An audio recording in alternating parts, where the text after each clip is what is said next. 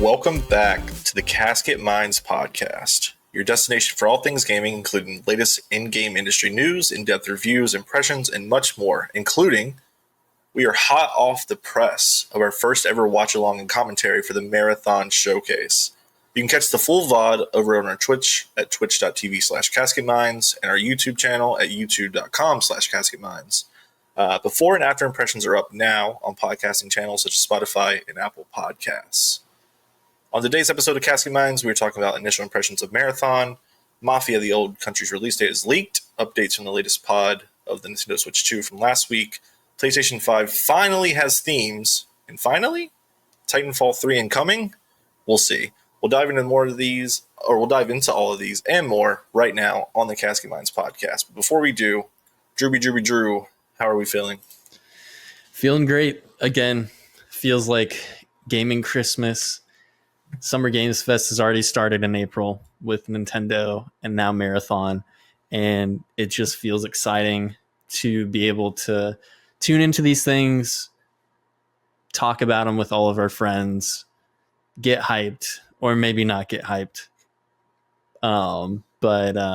Yeah, it feels good to just be talking about these things, and feels good to be talking about them with you on the podcast. Casket Minds is back, and we are here to stay. So it's good to be back once again. I agree. Another elephant in the room is that if you listen to the last episode of the podcast, I mentioned that we recorded, which is almost like a cardinal sin because of technical difficulties happening. So we recorded last Saturday when all the information, all the tree houses and stuff were out for the Nintendo Switch 2 Direct. We wanted to make sure all the clarity was there for everyone listening, including ourselves, because it was hard to navigate everything, and we still didn't have all the answers, which we have a few more now, but not all, sadly, still. But we ran into some technical difficulties. The episode uploaded a lot later than we wanted to. We understand that it's a very long episode, so if you did listen to it already, thank you so much for tuning in, listening, watching, wherever you may have. But yeah, thank you guys for coming back. We have a baker's dozen of items to approach today, Drew. So are you ready to dive right in? I'm ready. Let's do it. All right. So we're not going to give super in-depth impressions, but give me 20, 25, I'll even give you 30 seconds, Drew. How about that? How about 30 seconds of your time? 30 seconds? Okay. To give me your initial impressions on Marathon. All right, let's do it. Starting now. Yeah, I think it looks awesome. It's exactly what I was hoping and expecting for. We've got just world-class gameplay from Bungie. Once again, the art style is absolutely god tier. And I think it just looks fun. I can't wait to play this with you, with Jimmy Jam, hop into this game. As often as we can. It's exciting. Feels good to have an extraction shooter that I'm actually excited for, because we've had a lot of attempts lately and they've been huge misses, or Escape from Tarkov falling off very hard. So it feels good to have this coming out soon, September 23rd, which is awesome, and a closed alpha April 23rd. And we're hoping that we'll be able to get into that. If we don't, that's fine, because we don't have to wait that long to actually get our hands on this game. But yeah, I'm excited. That's probably longer than 30 seconds, but I don't give a heck. Yeah, you exceeded double the time limit, but you hit all of the key points that I echo, so I don't even have to add anything because Drew nailed it. Release date, the alpha date, closed alpha date. More information over on our YouTube, or if you prefer Twitch, it's at Twitch. And if you want a shorter version of just our pre and afterthoughts of the showcase, they are up on YouTube and Spotify and Apple Podcasts. So head on over there.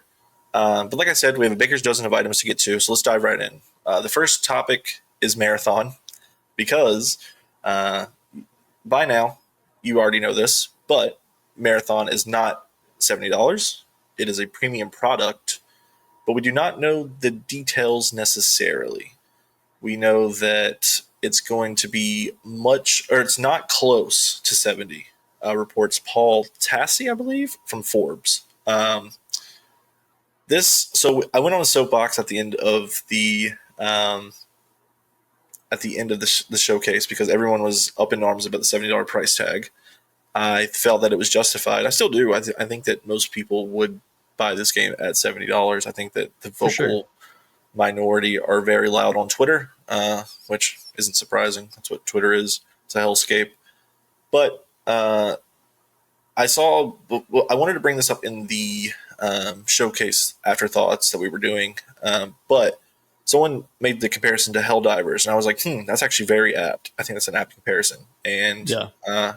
honestly, I can see this game coming in at $40. I think that's a really good sweet spot because if you're getting this game for $40 with everything that's included in it, you're getting a steal. That's cheaper than Tarkov. That's cheaper. I think it's honestly even cheaper than Hunt. It's Hunt. Hunt the Showdown. Yeah. Yep, I think it's cheaper than that unless Hunt's on sale, which it goes on sale frequently. Yeah. I think that it's a very reasonable price.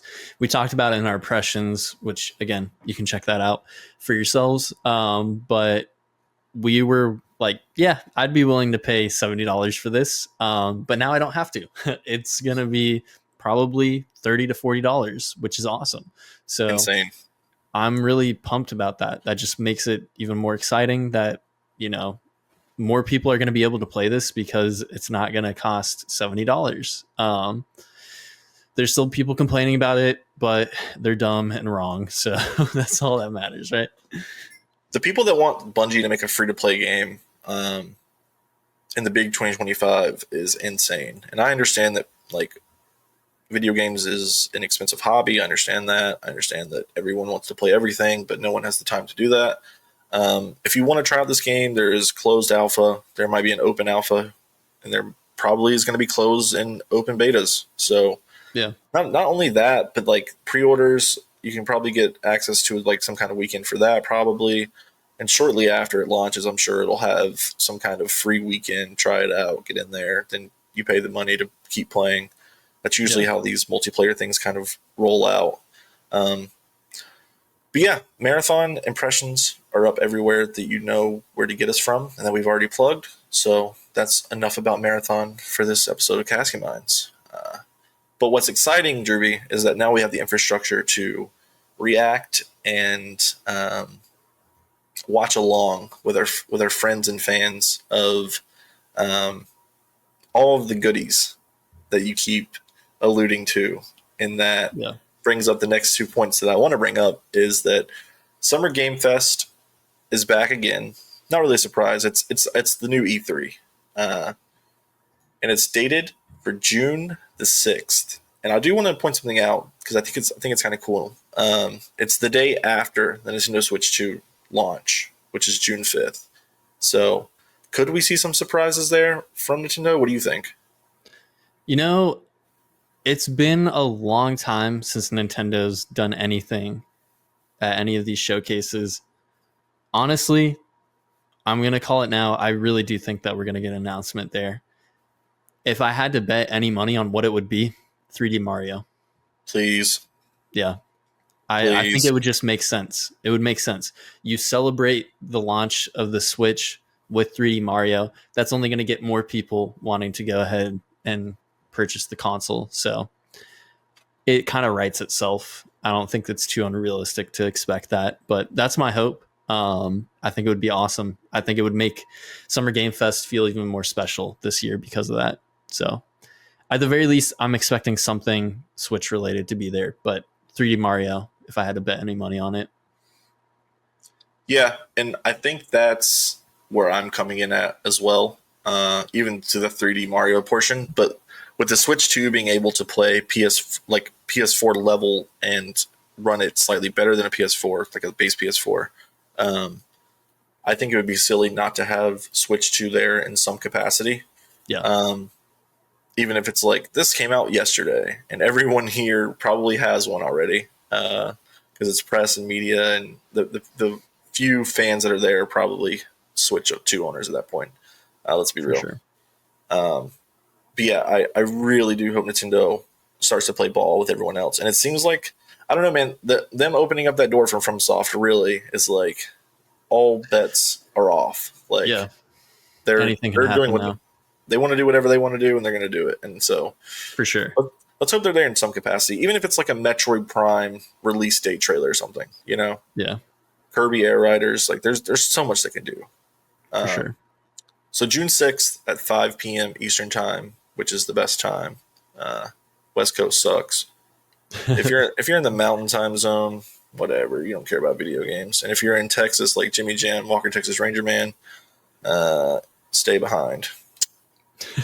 Speaking of staying behind, point number 3. The Xbox Showcase plus the Outer Worlds 2 Direct is coming June 8th at 1 p.m. Eastern. Drewby, what's your excitement level for an Xbox Showcase this year? Again, very, very high expectations. Last year really set the stage for Xbox. And I think this year we're only going to get, the same level of quality, or honestly, even on a higher level. I think that we're going to be seeing a lot of the titles that have been worked on for a very long time now. Even stuff that's been announced years ago. I think now's the time to see a lot of that stuff. We're probably going to see Gears. We're probably going to see Contraband finally, because there's actually been some job postings and stuff popping up for that recently. So it seems like that's still alive, and it would make sense to finally show that. So I think we're going to see a lot of mix of, new IPs, returning franchises.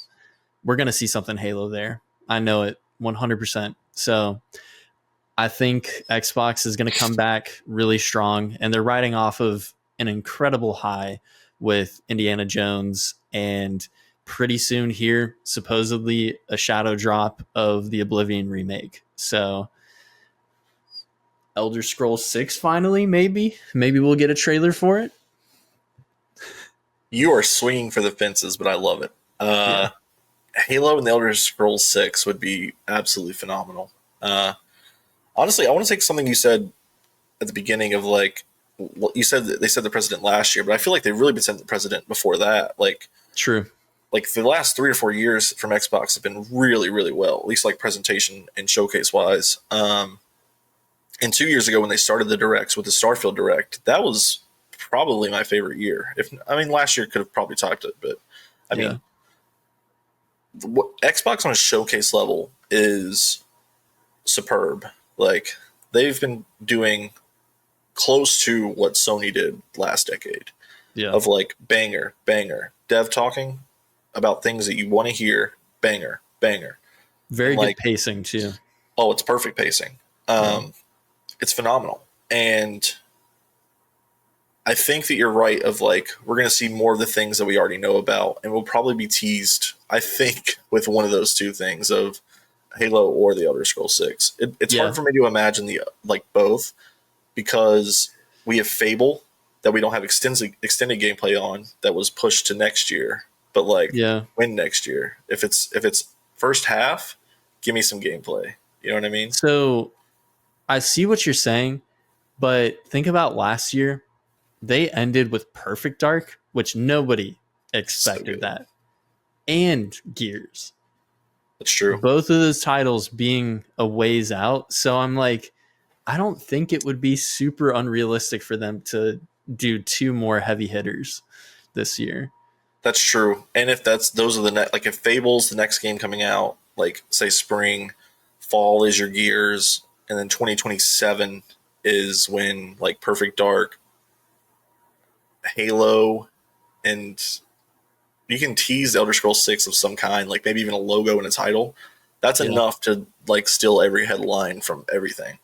Yeah. Um, the sequel to Skyrim, the game that's on refrigerators, like it's Yeah. crazy. There's so much that we could talk about and theorize on, and we will on a later episode of Casting Minds. But for now, just know that the Outer Worlds 2 Direct is immediately following the Xbox Showcase. Did you play the original Outer Worlds?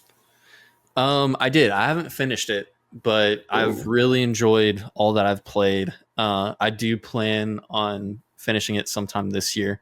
Um, yeah, so I'm excited to get back into that game. I really, really enjoyed it for what it is. And the recent gameplay that they showed, it's a little bit choppy because it's early footage. There's some screen tearing and stuff. People are ripping it apart for that. I don't understand why, because it's obviously early footage. But I think just in terms of gameplay, they've improved the animations. They've even improved the animations with dialogue and everything. Just kind of seems like a very natural step up from Outer Worlds 1. So I'm really looking forward to it.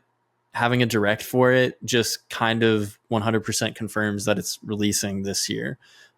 Which, when they said it was going to release this year, I'm like, all right, you got Avowed coming out this year. Like, are you actually gonna, or are you gonna delay it? But no, I think that we're actually gonna see it this year. So I think that's really cool. Yeah, I think that you're right that it confirms 2025. As for my history with the Outer Worlds, I have beaten it. I beat it. I think either launch weekend or launch week. Like I got really into it. Nice. Really a big Obsidian fan. I replayed New Vegas for the first time in years last year. So good. One of my favorite games of all time. I still prefer 3 though, because 3, I love the setting and I love the green. Oh my god. Anyway, this isn't the Fallout podcast yet. But this was one of the first games, if not the first game, that I had the dilemma of, do I want to play this on my PS4 or do I want to use Game Pass and play it on the Xbox One? And I was like, I'll buy it because I love Obsidian. I know it's quality. I'm going to enjoy it. I don't regret that decision, but it was one of the first ones that I was like, do I use Game Pass? And that was, I think, if I'm not mistaken, The Outer Worlds came out, 2019? Is that right? Yeah, sounds Here, about right. I'll Maybe fact a check little bit that. later. Let me check that out. The Outer Worlds came out in 2019, October 25th. Okay. So that also confirms I did beat it in the weekend because Death Stranding came out shortly after that. Anyways, not really important. But I did want to bring up the Game Pass moment because I think that's a pretty cool little ordeal. Yeah. And yeah, I'm excited. I'm excited for the second one. I didn't watch the 11-minute gameplay snippet that IGN put out, but I still want to, and I'll probably do that today. I'm not too concerned about choppiness right now. We're probably still, let's see, we're probably still 5 to 6 months away from that game coming out. So Yeah. they can tidy up things. There's no For telling sure. when the build was made, what we're actually looking at here, unless they do explicitly say it. But did they say it? Did they say pre-alpha or anything? I can't remember off the top of my head, but it It's probably no big does say deal. something like that. Yeah, it's no big deal. If not, I mean, we Yeah. understand exactly what it is. Obviously, not great for a first, like, pushing it out, being like, this is our game, and it looking choppy. But at the same time, it's like, Obsidian doesn't make bad games. They're consistently good. Even with Avowed reviewed at like 80 plus. I think it's like 82, if not 80. But yeah, I think what Xbox has done in the last few years has been really good.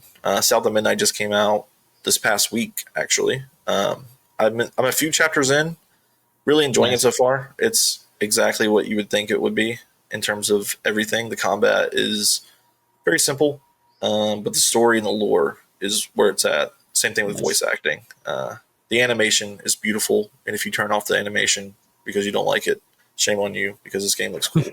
If you don't know what it is, if you're watching the video portion, you'll see a video of South of Midnight gameplay or something here. For sure. But it's got that Into the Spider Verse kind of feel of the not claymation. What's the word? Stop motion is what I'm looking Yeah. for. Really beautiful. I can't wait to continue story wise. The gameplay itself and the traversal is fine. It's not anything to write home about, but it's not anything to criticize either. It's like a kind of Bridge of Spirits kind of ordeal where everything else is so good and charming that you want to keep going. Yeah, Uh, that's fair. but yeah, so to pivot away from Xbox and more showcases, let's go back a little bit, Drewby. Last week we had a Nintendo Switch 2 Direct, Nintendo 2, the sequel, aka Yeah. PlayStation. uh, we talked about ad nauseum um, the hardware, the software, the concerns, the comments, the questions.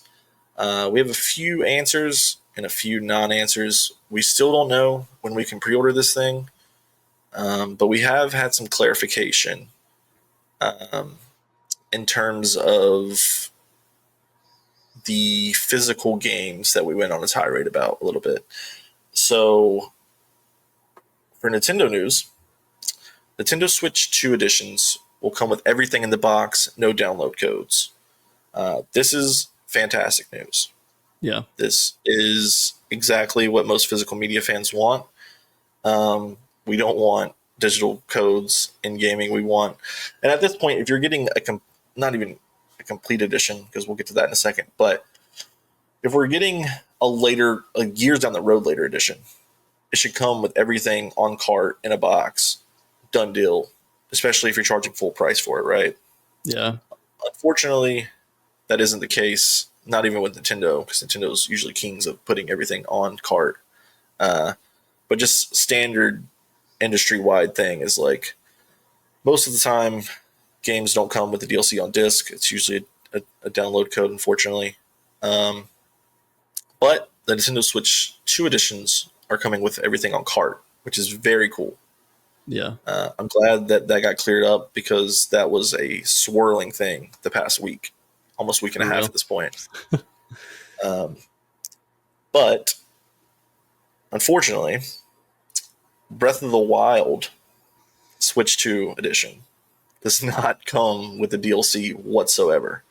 It's an additional $20 purchase. So if you want to buy Breath of the Wild, which is $70 for the Switch 2 edition, if you want the DLC, that's another $20. So you're reaching that $90 price tag that everyone was fearing. Um, Give me some thoughts about the Nintendo news so far. Yeah. I'm glad that we're actually getting the actual game cartridge and not the game card or key card, whatever the heck it was called.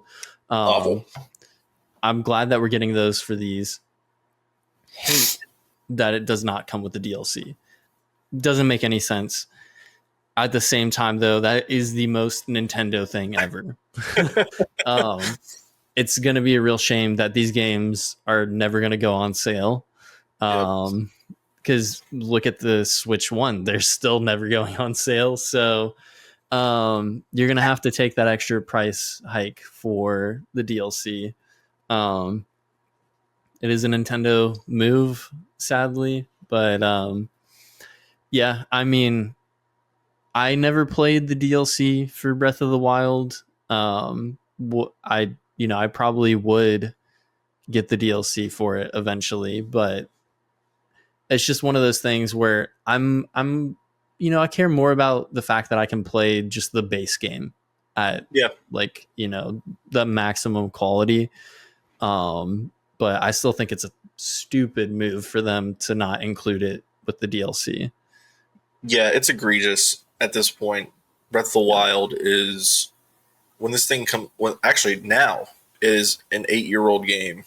Um, the fact that it doesn't come with the DLC is ridiculous. I mean, you're nickel and diming people at this point, and this is one of the things where like if like I go back to like the marathon thing where like people were complaining about $70. It's like, well, you could buy Breath of the Wild again, and it would be $70. And although you may get more time out of it, not necessarily always the case because people love the multiplayer stuff. But it's like marathon isn't nickel and diming you the way that Nintendo is. It's Yeah. I don't know. It's just really dumb. And there's not even a way of circumventing that either. So if you buy the $60 Breath of the Wild thing, it's probably $10 to upgrade, if not through the Nintendo Switch Online. And then you have to buy the DLC again. It's just a mess. I don't know Yeah. what Nintendo was thinking. But this isn't the podcast for Nintendo thinking. So um, to wrap up some Nintendo news, we'll end on a non negative news, I guess. Uh, So Nintendo doesn't rule out ports that are of games that are already on Nintendo Switch Online. This comes from Tim from Kind of Funny Gamescast from April 8th.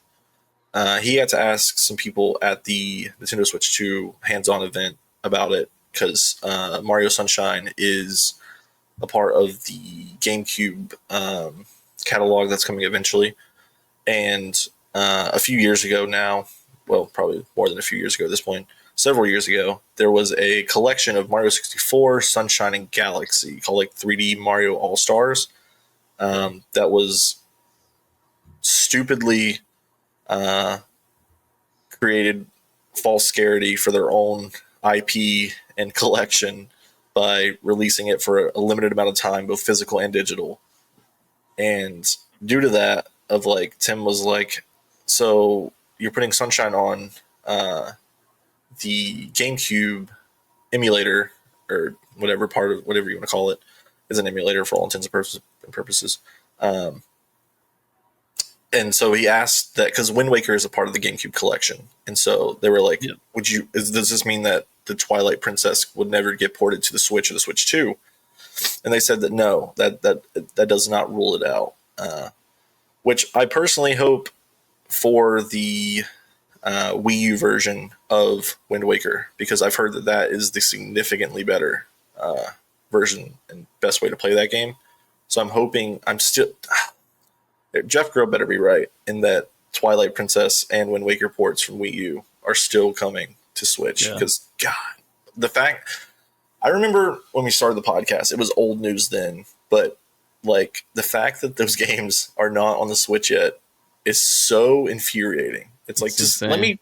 let me give you money, Nintendo. Yeah. Like, this is what you want. Just let me do it. Let me love you. Yeah. No, I am glad that they're not ruling out the games that have already been ported or will be ported. That is fantastic news, but I'm with you. I think that they need to release that Zelda collection. And honestly, if they wanted to re-release the Mario collection and have it on the Switch too, I think they need to do that too. They should not have that as a limited release. That's just insane behavior. Again, another like Super Nintendo move, but like a very, very bad one. So they need to right those wrongs by bringing those ports back, and that is something that myself and I know like probably most of everyone would pay money for, having both of those collections. It's silly because I bought the physical edition thinking that's what they meant when they were like, it's limited edition. And I'm like, all right, so I'll get it. I mean, I want it anyway, but I'm going to get that for sure. And then they were like, no, we meant digital too. And it's like, why are you limitedly releasing games that people want for a limited time digitally? Yeah, it makes absolutely their own no sense. IPs. Like, it just doesn't make any sense. But it's the Eric Andre meme of him shooting Hannibal, and he's like, why would you do this? Yeah. It's Nintendo very much is Eric Andre of video industry. And the Switch 2 is saying, let me in to all those ports. Let me in. So yeah, those are the Nintendo news that we have that kind of carry over from the last pod. We wanted to clear some of that up because we know that not everyone is as in tune and connected to the internet as we are. Rightfully so, because again, this is not everyone's favorite thing, but it is ours. And not only that, but a lot of people don't have the time to actually go out and look for Nintendo things that should be a part of their directs or PR releases that they have to brush out the wildfires of Twitter. But that is what we got. So moving to the next piece, Drewby, is something. Actually, I don't know if you got this on Fantasy Critic. So for the people that don't know, we play a thing called Fantasy Critic, which is fantasy football of video games. Very cool. We'll probably do the draft live for Casket Minds next year, just to have that would be awesome. A really fun piece of content. Yeah. But yeah, so I don't know if you got this or Jim got this, but Mafia: The Old Country, a game that I think we're both looking forward to. The release date has seemingly leaked ahead of the announcement. There's like a little, I think it might be a PAX actually, a PAX panel for this game, and I think that's May 8th. But unfortunately, due to a listing, the old country's release date has leaked. This comes from Gamatsu. Um, Mafia: The Old Country launches on August the 8th. Do you think that's a good window for that game? Yeah, I think, it doesn't really have a lot of big competition releasing around that time. Getting it out before GTA 6 comes out makes sense. Has to be Especially out. because it also is a 2K game. So, it makes a lot of sense that they would be releasing it beforehand. I think this is the perfect time to drop it because there's too many like other games that I'll want to play in the fall. Like we were just talking about earlier, Marathon comes out in September. I'm gonna want to play that as soon as it comes out. True. And if GTA 6 is still hitting late this year, am I gonna be playing Mafia over that? No. Nope, not a chance. And I get, this also, the Mafia the Old Country is not going to be an open world game. It's probably going to be more akin to the first game where it's got open areas, but it's very much contained story. I believe that's Um, confirmed, by the way. yeah. Yeah. So, it's not like they're competing with one another, but any game releasing too close to GTA 6 is just setting themselves up for failure. But yeah, I think it's a perfect time. I was the one who picked it for the draft, so I'm really hoping that it reviews well. Fingers crossed. Yeah. I hope it reviews well just because I think that Mafia being a game that's back into the slate is a very good thing. I know Yeah. that Mafia 3 was a mess. When that game came out, I bought it for Steam, and that was like one of the most notorious like PC ports of all time, like up there with like Arkham Knight. And Yeah. I was debating. I was like, do I refund this? Because I've never refunded anything on Steam but that game. And I was like, do I refund this now or wait for it to get good? Ultimately, I decided to refund it and get it on PlayStation. But man, it was rough. And when I say Yeah. rough, I mean like real rough, like barely playable. It was god awful. But Yeah. you mentioned a funny thing, and I snickered a little bit when you were like, "It's 2K, so it makes sense not to cannibalize itself." And then I remembered that EA released Battlefield 1 at the same time as Titanfall 2, Oh man. and I was like, Yeah. "You literally just killed that game. Yeah. A great, absolutely fantastic game, and you just sent it out to be murdered between Call of Duty and freaking Battlefield. Your One own. of the worst choices ever made. Sometimes it be your own, and then sometimes you're Eric Andre." Shooting Hannibal again Yep. because that just seems like EA's MO. Man, Yeah. that makes me mad all over again that they just sent that out. They're like, we have to release this now, and it's like, why? Well, then push Battlefield back or something like. And it's so funny that, well, I mean, Battlefield 1's probably everyone's favorite of the last few iterations, and especially in terms of like a lot of people go back to that one in more recent times than not. Yeah. But I don't know. It just feels weird that Titanfall 2 is so beloved at this point, and it's a cult classic, and it's in between two really good games, anyways. Yeah. Very unfortunate. Um, but in other positive news, Drewby, PlayStation finally has themes. Uh, and I got the ability to use them. It's very limited in terms of like the animated. I mean, it's about the same number at this point as the Series X has for like their games. Yeah. Um, I went with the Ghost of Yote for mine. It looks Nice. pretty cool. It's not as animated as I would like it to be, but beggars can't be choosers. It's only for the select like menu of like I forget even what it's called. Maybe like the whole, maybe like the start here thing. There's Yeah. a special theme anyway for the PS5 Pro that looks really cool. So I might just stick with it honestly because I really like it. It's like the PS5 Pro's like a CPU and like has like little like flurries on it. Really cool. Oh, that's But cool. they have like Days Gone remastered. I think they have an Uncharted one. They have both Horizon games, Demon Souls, and a few others. But you can also use screenshots as well, which I'm a fan of. Oh, that's really cool. Much like you could on the PS4, like with the trophy section of your profile. Yeah.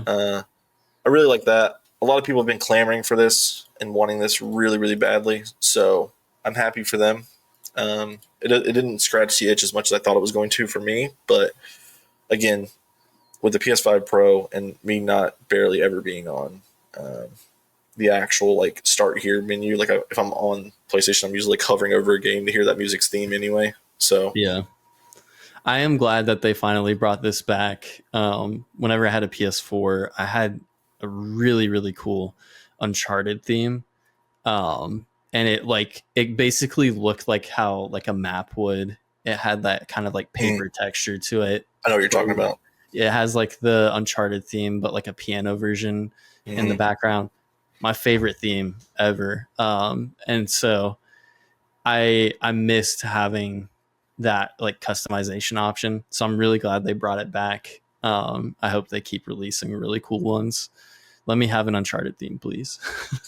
I really hope they don't do the thing that they did with like when they were celebrating the 30th anniversary of PlayStation, and they had like each startup menu for like each PlayStation, and then they were like, "Yeah, we're going to take that back." And it's like, why Yeah. would you put in all that work for another limited time thing that's digital only? What is wrong with these video game companies? Jesus Christ! Seriously. It was again another decision that's just like why it doesn't make any sense. The same thing with themes. Like, why even bother taking them away? Like, Yeah. it's such a unique feature to your console at that time, and it's Yeah. like, Yeah. It's just been a thing for the PS3, the PS4. Like, why would you take it away? I will say one of the things I do miss about the PlayStation 4 era was that when you got platinum trophies for certain games, more specifically for like PlayStation titles, like first party titles, they if you got the platinum, they would email you a specific theme for that game. And Yeah. so I had Bloodborne's for a while, Horizon Zero Dawn's for a little while. One more that I'm blanking on that was really really cool, but I can't think of it right now. But not important. Bloodborne's was the most stayed because one of the greatest games ever made. And thank you Nintendo for making Bloodborne 2. Yeah. But yeah, really happy about the themes. But let's stick here with PlayStation for a little bit, shall we? Yeah. Indiana Jones and the Great Circle is PS5 Pro enhanced. This is from the PlayStation blog. Really, a lot of cool features here. And we live in such a unique time, Drewby, that an Xbox owned game slash IP. Well, I guess not IP, but you know what I mean. Yeah. Specifically made from an Xbox studio, plays the best on a PlayStation console. We live in dramatic times, and I'm here for it. So, it's got DualSense controller features, which is pretty standard for these kind of things. It has performance enhancements, stable 60 FPS with the 4K resolution, which is insane. Apparently, it has a little bit better SSD optimization, which Nice. PS5 has slightly better SSD than the series does, which is totally fine. Yeah. 3D audio, which is PlayStation's like bread and butter for their audio systems. So if you have the 3D audio capabilities, yeah, you should be eating good. Native 4K and advanced ray tracing for the PS5 Pro. That's really freaking exciting. Yeah. The Especially for a game game already that, looks incredible. So, yes, like on the Series X, it looks fantastic. So I can't even imagine getting my hands on that on a PS5 Pro would be so awesome. So I'm jealous that you're going to be able to do that. I haven't decided yet because I still haven't played enough of it. I've only played like an hour or two, maybe. Um, so I might wait for a sale for that one and just finish it on Series X. Yeah. And also, I mean, I have a beefy PC as well, so I might just play it on PC because I haven't done that yet. Um, so we'll see. But pretty exciting that Indiana Jones is coming to the PlayStation 5 because we have a bunch of PS5 friends um, that really wanted to play Indiana Jones, and Yeah. which begs the question: if they haven't played Uncharted yet, we should bully them into doing that. But I that's a agree. conversation for another time. Sticking with PlayStation a little bit longer, we got a couple more things we want to hit.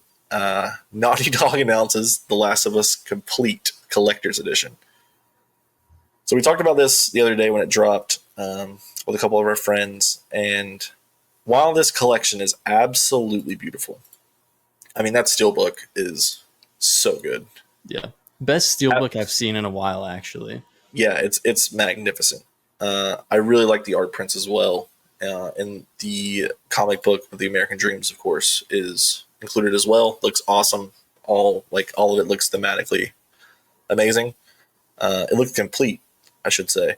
But the annoying thing is that like we were talking about this with our friend Stone, and he brought up a good point of The Last of Us Part One didn't come with the multiplayer from The Last of Us, and having it say complete, and we talked about this too, is like it's the complete story, but it's not the complete package, and it's really really off putting to me that they not only do they keep just trying to force this thing down everyone's throats, which I get, it makes them money to make more things. I get it, but at the same time, throwing complete on it when it's not like the actual complete game. Like we talked about this as well, where like the factions team broke down a year ago, if not more, maybe a little less. I can't really remember the time frame, but the factions team like re-upping. Not you don't have to remaster or remake it, but remaster like the original,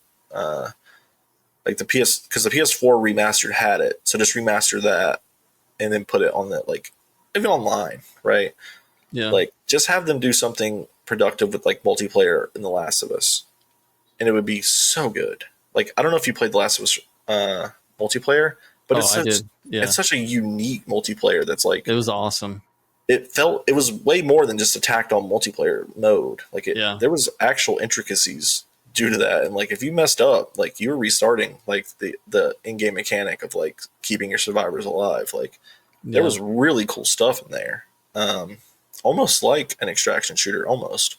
Like with like managing supplies and whatnot. Like, but yeah, I loved the package. It doesn't feel complete, and I understand they're putting it out now, or they put it up now because this weekend, The Last of Us season 2 begins on Sunday night on HBO, which everyone should go watch because I'm sure that it'll be quality, much like the first season was. And maybe we'll talk about that next week on the podcast, but True. that's to be determined.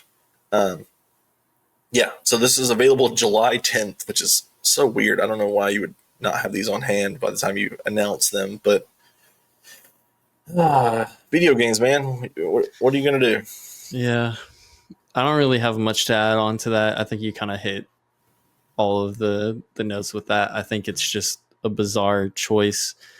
It would have been one thing if they were just like, hey, part 1 and 2 collection. But the fact that they're calling it complete collection when there's probably going to be a third game on the way. It's like, come on now. Yeah, kind of crazy.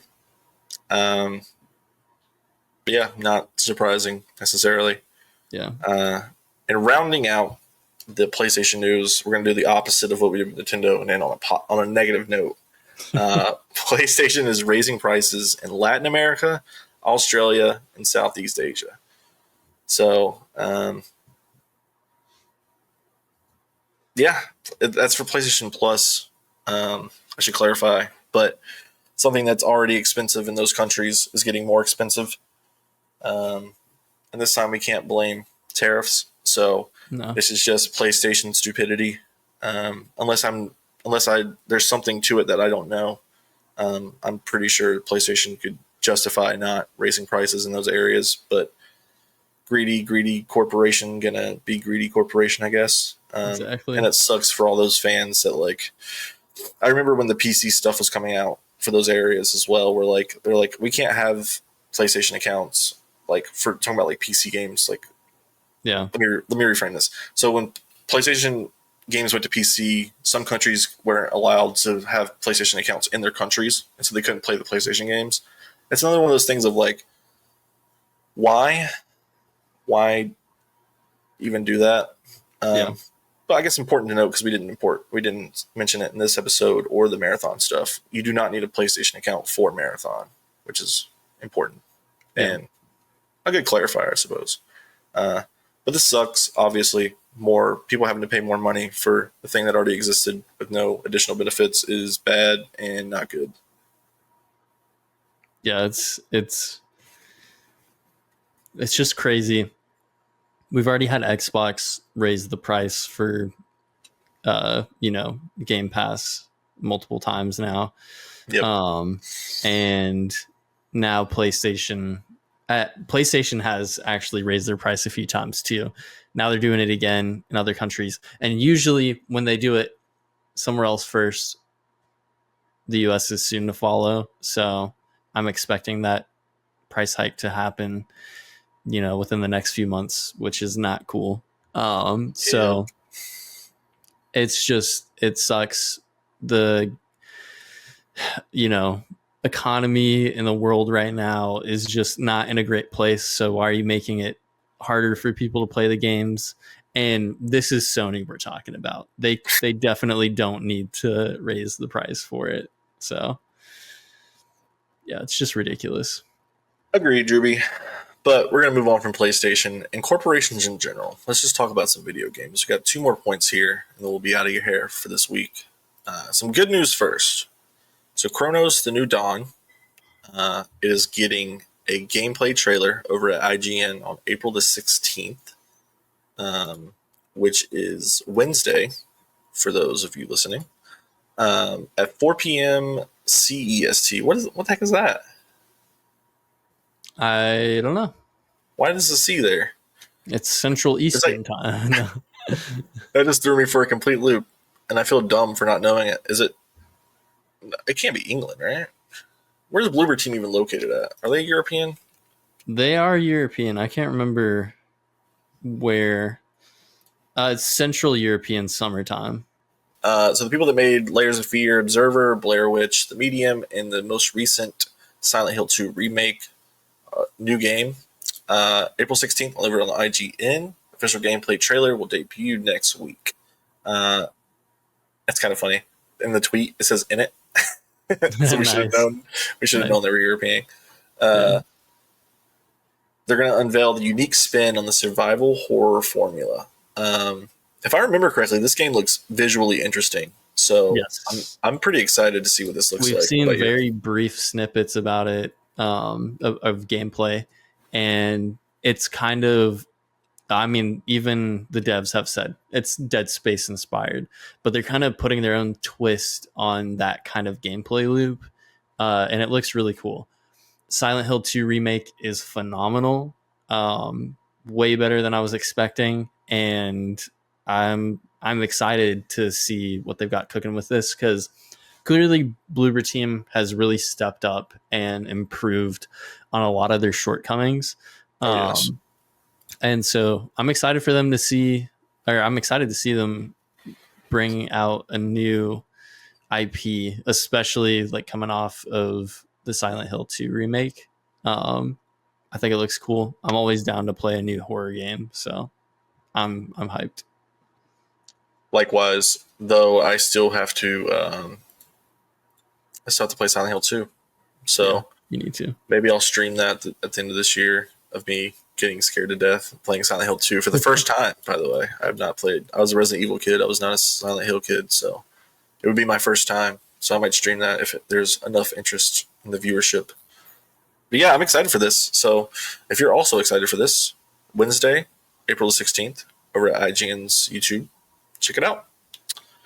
And last news story for the week, ladies and gentlemen, and non-binaries, is that Titanfall 3 was reportedly very close to releasing. But unfortunately, that quickly got debunked. So this is over on X.com, Twitter, at Jeff Grubb. Titanfall 3 is not real. It isn't in the work, let alone near completion, and close to announcement for a 2026 release. Respawn is working on Apex Legends, Star Wars Jedi 3, and the Bit Reactor Star Wars game. It is all. It then also has Steve Fukuda's Skunkworks project, which is also years away. Um, so there was a rumor a few days ago that Titanfall 3 was almost done, and close to coming out with a 2026 release date. Um, and Jeff was like, "Nope, nope, nope, nope, nope. That's not true." And the original source for the like initial leak is from like a credible leaker. They focus specifically on data mining and leaking a lot of stuff from Apex Legends, and they're like always like on point with those leaks. So it was one of those things where like, oh, it's coming from them. Like, yeah, this is probably happening. And the fact that it just got shut down by Jeff Grubbs, um, that sucks. Because I am a massive Titanfall fan, especially 2. I have a lot of hours in Titanfall 2. Um, and it just we need a FPS game, a multiplayer game that's got that vibe in this space now. Because it's been missing. We haven't really had any like wall running, like super fast paced kind of FPS games like that in a long time. Um, so it's a shame. I really hate that EA has kind of funneled them into just working on Apex Legends. Because man, Timefall 2 is awesome. The campaign is phenomenal. The multiplayer is so much fun. I freaking miss that world. Apex Legends is fun. It's really fallen off in the last like year and a half or so. Yeah, it has. So I feel like it's time for them to move on from that and go back to Titanfall. Um, Apex Legends got some cool stuff here and there, but like it's not the same as Titanfall. Like the Titanfall lore is just so much better in my opinion. I think the unfortunate thing for Titanfall, just to go back in history a little bit, is that Titanfall 1 was an Xbox One exclusive. And at that time, I mean, Xbox One didn't sell great to begin with, but in that time, it really wasn't selling well because I think it was, 2016, 2015, something like that. Yeah. And it was a good game that Titanfall 2 took a huge step up. It was like the Assassin's Creed 1 to the Assassin's Creed 2 ordeal of Yeah. like everything got significantly better, like crazily so. But with EA putting that out on the Xbox One, and that's the only way that you could play it because and back then it wasn't like the PC, like everything wasn't coming to PC at the same time. Like console exclusives legitimately lived on the consoles, not PC as well. Yeah. Um, and then like I talked about earlier in the episode of like Titanfall 2 coming out in between that year's Call of Duty um, and Battlefield 1, which is the most popular Battlefield in terms of the last few. Um, awful timing.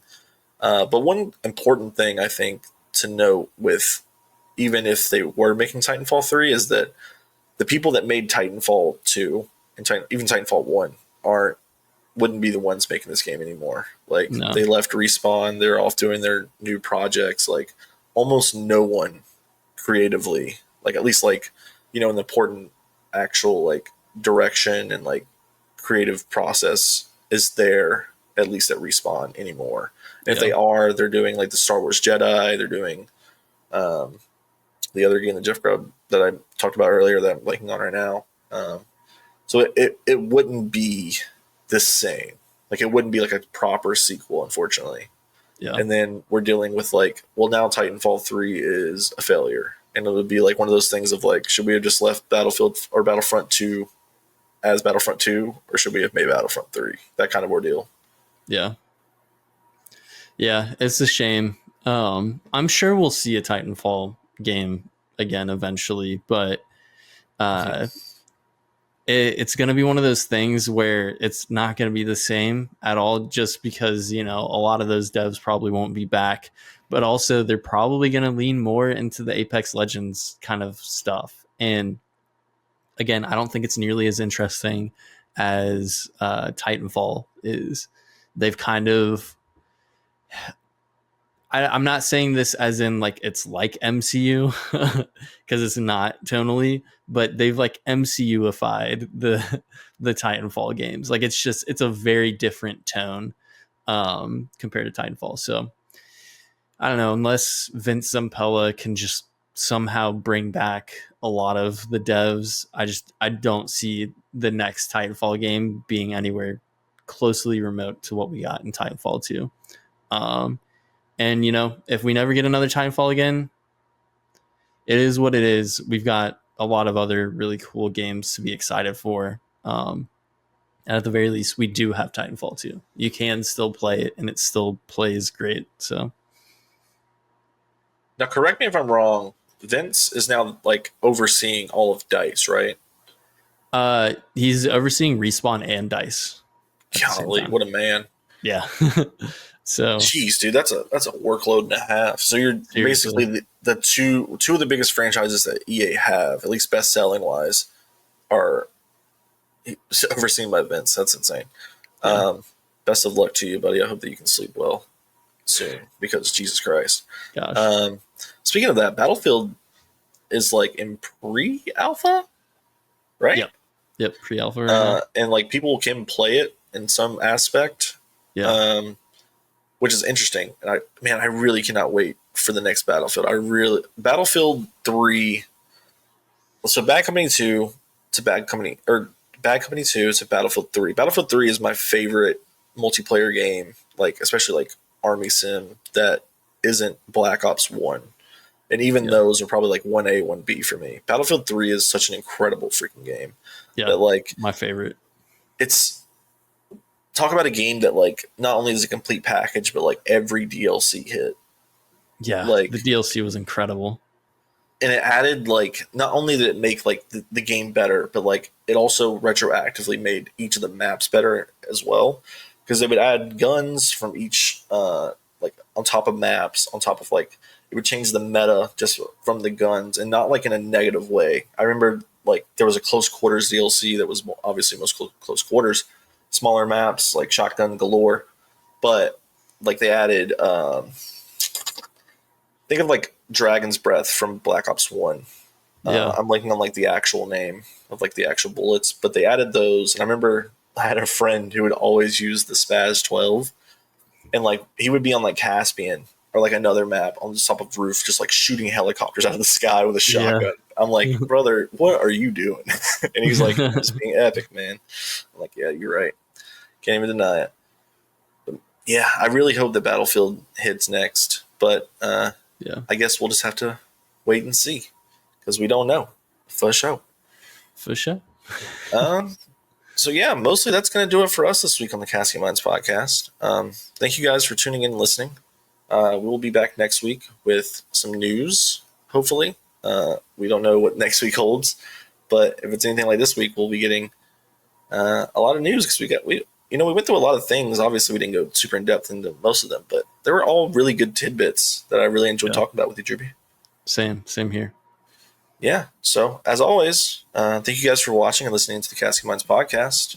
You can find us on YouTube, Spotify, Apple Podcasts, and now Twitch. So like I said, we just got off we're recording right off the presses of recording our marathon content. If you want the full VOD with us watching and our pure reactions of facial animations, everything, it's up on YouTube, youtube.com/casketminds. For everything else, it's on Spotify, Apple Podcasts, YouTube, and the VOD is also on Twitch, twitch.tv/casketminds. Until next time, share, like, subscribe, share it with somebody you think will enjoy the channel. Until then, we'll see you next time. Good boy.